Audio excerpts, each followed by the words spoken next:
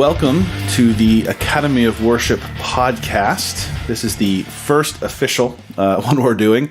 My name is Chris Davis. And I'm Lauren Levasseur. And we are both worship leaders and ministry leaders in our respective churches. We are experienced, I would say, yeah? Yeah. We've been doing this for a while. I think both of us, gosh, how long have we been doing this? Since 95. Boy, okay, so 95. How many years is that? A lot. So we've seen it all. We've seen a lot of worship changes, and the new things come in, and the old things go out, and the next big thing come in, and so we started this podcast together because we both agree that there's plenty to talk about as worship leaders, whether or not we agree with each other. And we'd hope that you, as either a worship leader, a worship musician, just a connoisseur of worship, all of us are worshipers in some way, so I guess it doesn't really matter. But whoever you are, we think that these topics are poignant, and you've probably heard of a lot of them and seen them. So we're pulling all of our topics here from either real life experience and people we've talked to, online communities that we've seen these topics come up in, and a lot of times they're pretty hot button. So we know that it's obviously something that we as worship leaders and worshipers care about. So a little bit, back up a second, a little bit about us. I'll do my bit here, and then Lauren will jump in and kind of tell you about himself. So again, like I said, my name's Chris Davis, and I come from and am in charge of, or have been given by the Lord, a ministry of relatively small size. It's I'm sure we'd both agree that it's not about the size of your ministry, but just to give you an idea of kind of what we're seeing, because there's a very different, I don't know, what'd you call it? Mentality, depending on the ministry size. Yeah. And so my ministry is relatively small. I'm in a smaller church. We're both in Northern California. I'm the worship leader at my church, and I'm raising up people around me to hopefully fill those shoes in the future and to do that. But like we said, I've been doing it a while.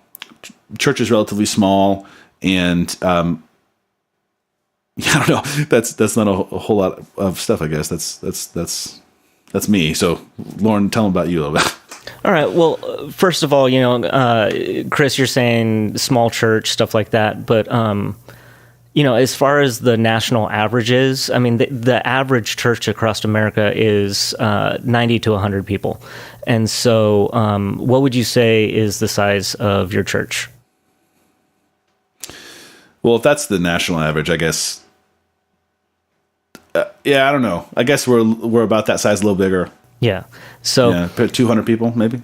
Yeah. So throughout these podcasts, we'll be throwing around terms like small church, large church, stuff like that. But on the whole, your church is either average or actually even slightly larger.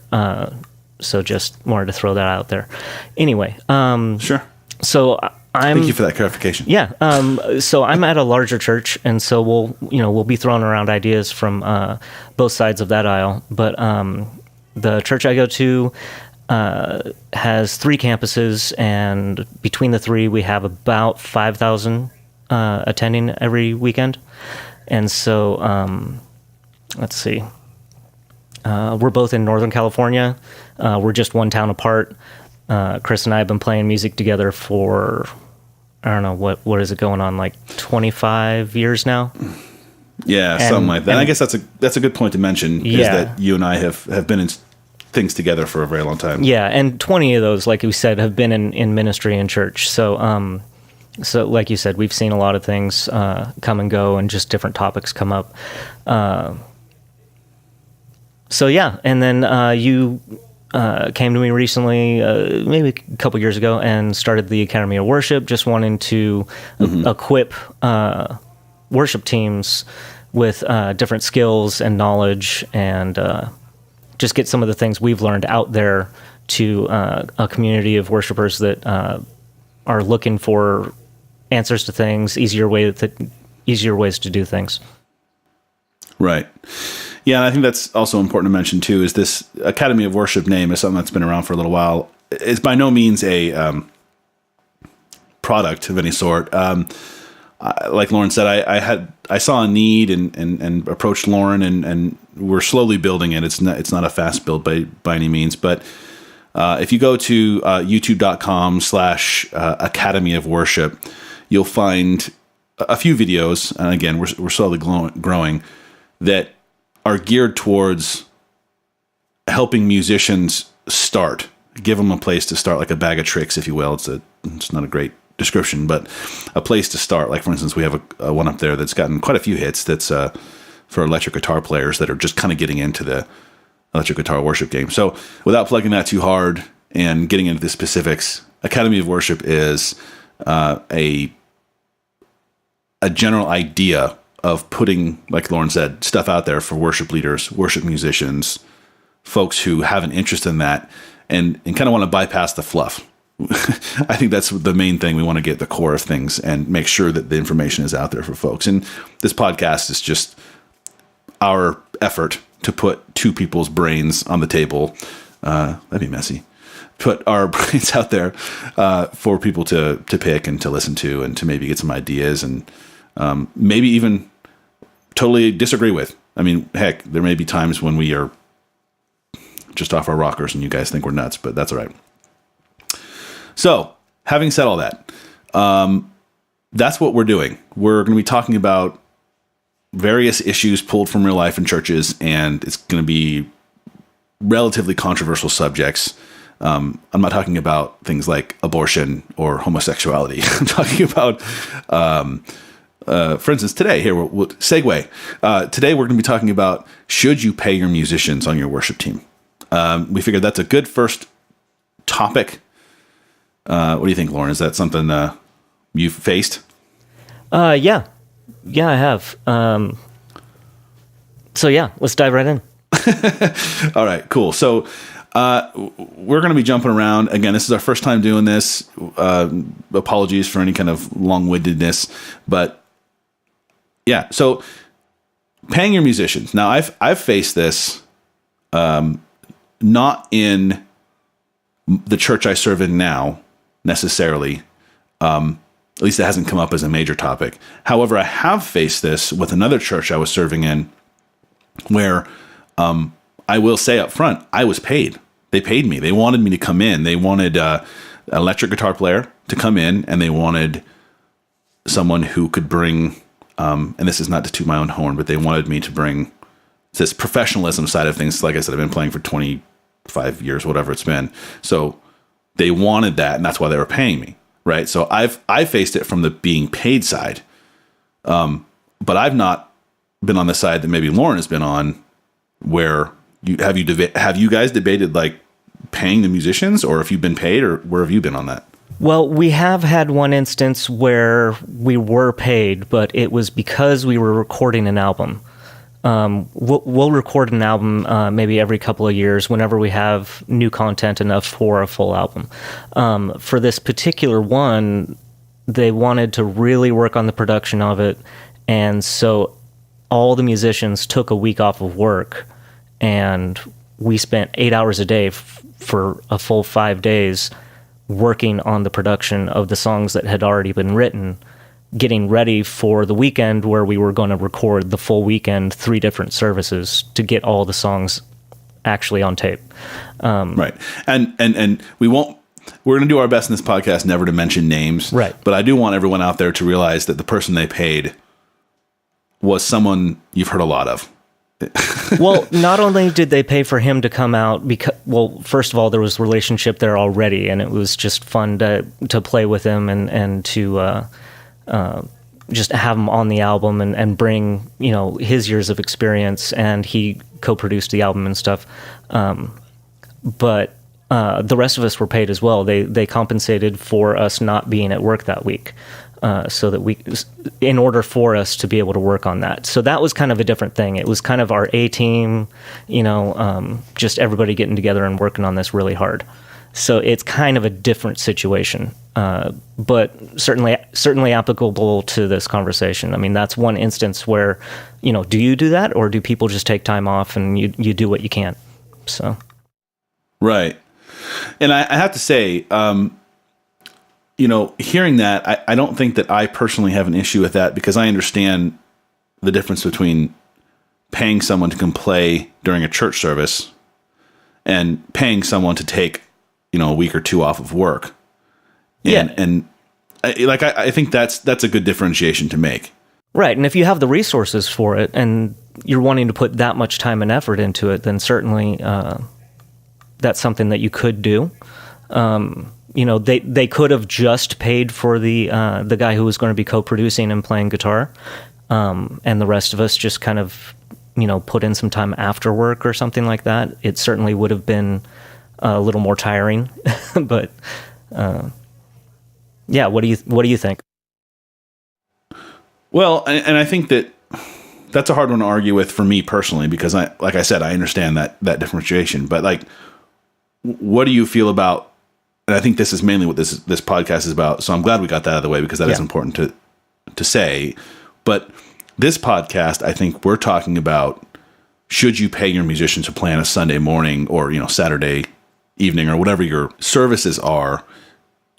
Do you pay, or should you pay musicians, and what are the implications of that? Because I think one of the problems I have personally, and I've heard other worship leaders and folks in ministry express, is that a lot of time these musicians aren't Christians. And I think that's where people start having more issue, is that why would someone who's not a Christian be leading worship? It's like this, Right. Your brain goes, wait, how does that work? So I know for me, that's an issue. I've talked to other Christian brothers and sisters that have no problem with that. In fact, the place that I was talking about earlier about being paid, they had that same thing where they would have folks come in that were not necessarily Christians. They were nice people and stuff. It wasn't like they were, devil worshippers or something, but they at least not that I knew of, maybe, who knows, but they came in and had them and it was an excellence thing. Right. They wanted people who could play their instruments really well, who needed minimal instruction, and that kind of thing. So I can appreciate wanting to skip those steps, but for me, I have a hard time lining up having anyone who's a non-Christian lead worship in a church service.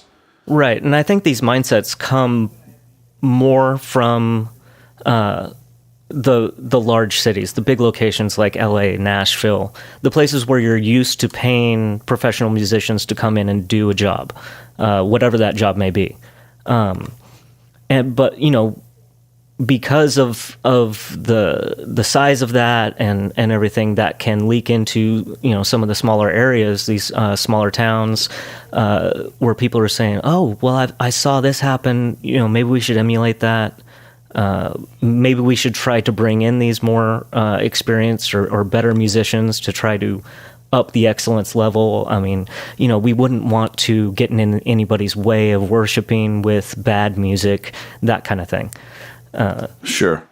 Yeah. See, that's a slippery slope for me, because I just don't, I can't, I have to put my foot down. For instance, even if I had a bunch of buddies or whatever that were, non-Christians or whatever, and they were excellent musicians, I would still use someone out of the congregation that's a believer that I would train up. See, now this gets into the next thing, which is, where's that line drawn? Is there ever an excuse to use someone in worship? We have a good friend that was a non-Christian that began helping us lead worship in a church setting, and they accepted Christ later on. I think in large part because of the involvement they had. So on the flip side of the token, I'm arguing, I can't say that can't happen. It's not that it can't happen. In that situation, that is what happened, and that's an awesome thing that through that fellowship and through that ministry, God did reach him. However, I still feel like it just shouldn't be done, like ever. Right. But that shouldn't be the goal. Right. The way that happens is actually through the relationship off of the ministry setting. Like, you shouldn't bring somebody in the hopes that, oh, well, if they're around long enough, maybe they'll make that decision. It's just the simple thing for me is if they're not a Christ follower, then they don't belong in a ministry. Right. Now, I have to say that I've met people that do not agree with that. Right. There are people that will say, in fact, there's books written on by very famous pastors that basically say you should shove everybody into a ministry, and that should be, part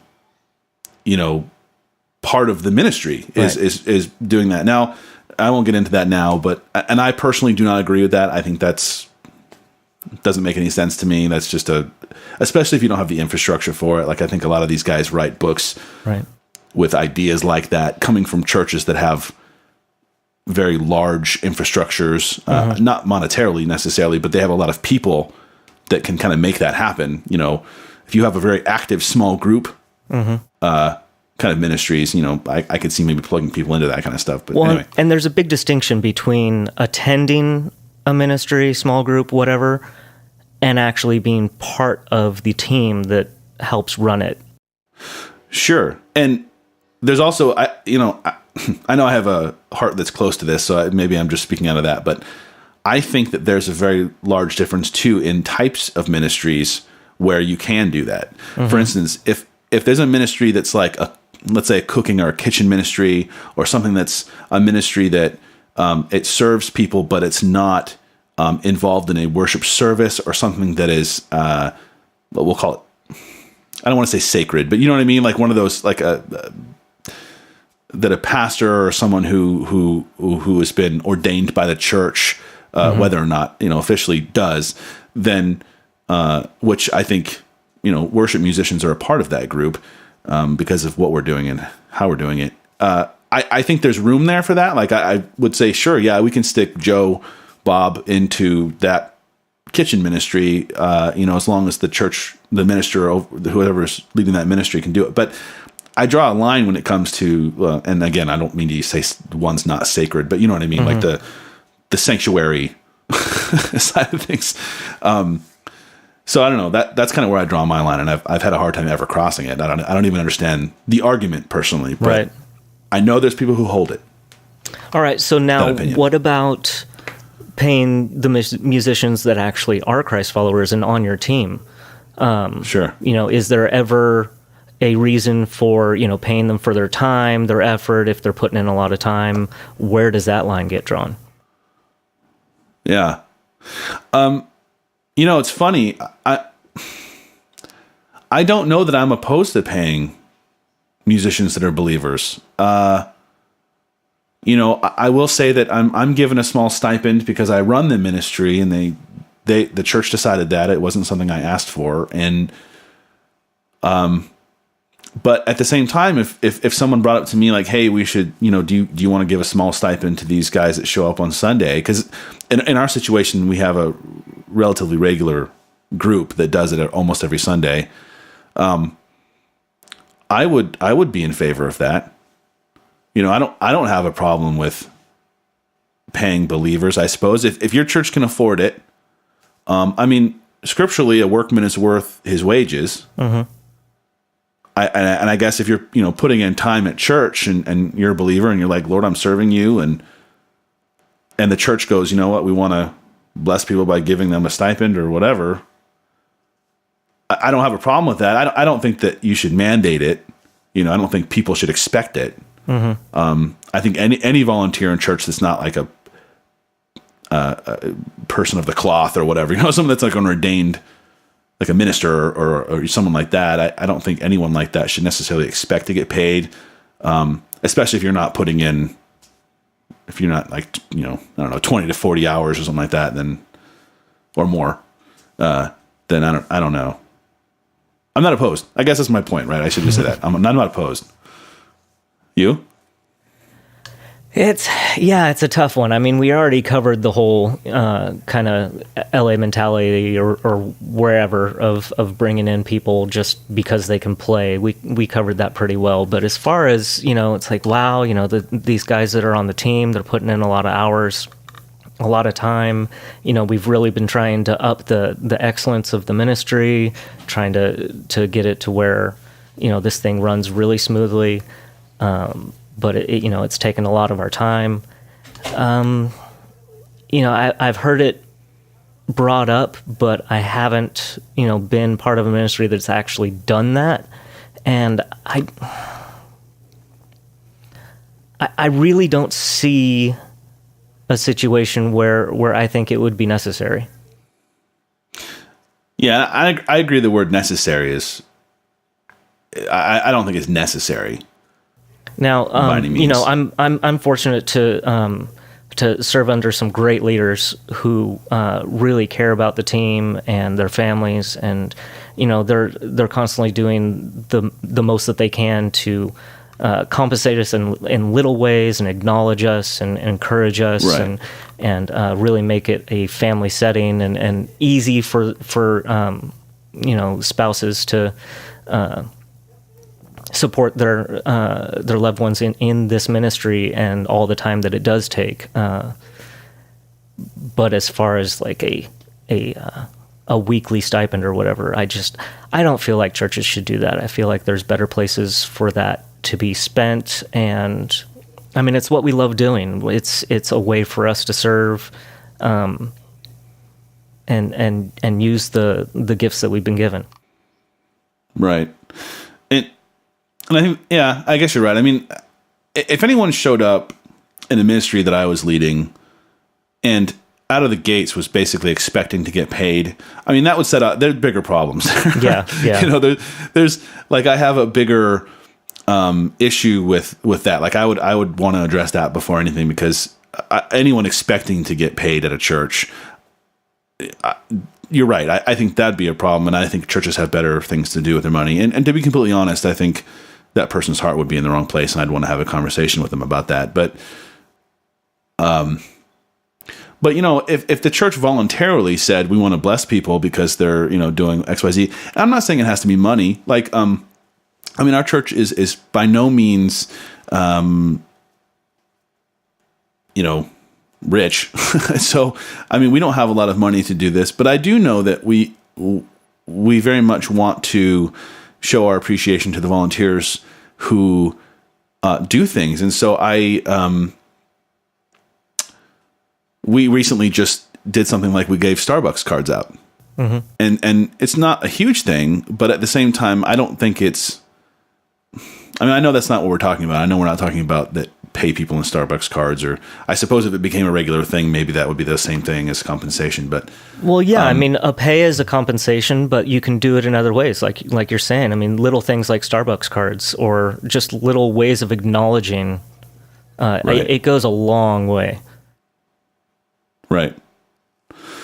Yeah. Well.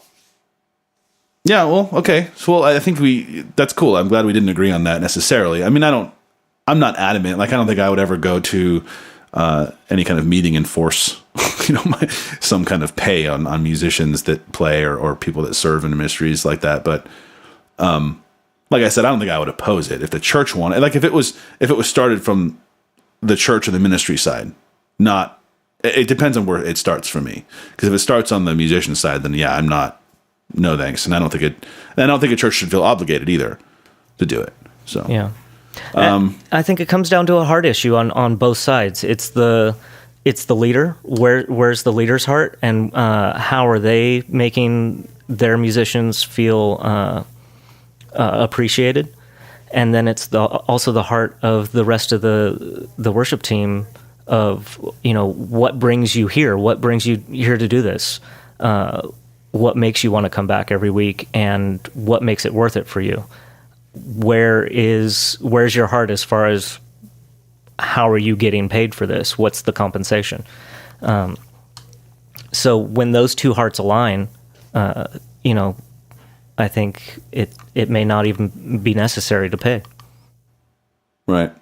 And I think something we don't have, I don't think enough time to go into all of this, but like, I think, and this is going to sound pretty hardcore, so I don't mean to offend anyone, but I also think it depends on the musician. I'll be honest. I know of musicians that don't put in enough time. Oh yeah. And they don't show me that would be something that would even be worth me paying for.